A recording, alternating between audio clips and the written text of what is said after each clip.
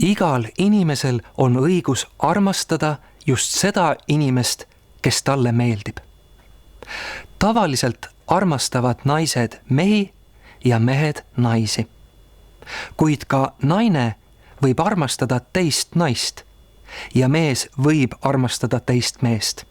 See ei ole keelatud. 2 inimest, kes teineteist armastavad, võivad ka oma tundeid vabalt näidata. Vaatame nüüd, mis Kadi ja Siiriga ükskord kohvikus juhtus. Kadi ja Siiri armastavad teineteist. Nad ei soovi seda varjata. Nad tahavad igal pool koos käia. Nad otsustavad minna kohvikusse kohvi jooma.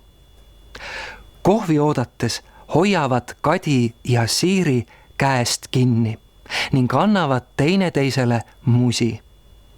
Armastajad ju teevad ikka nii.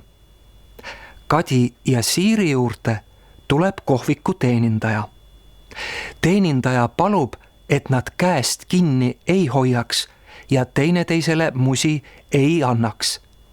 Ta arvab, et see võib teisi kohviku külastajaid häirida.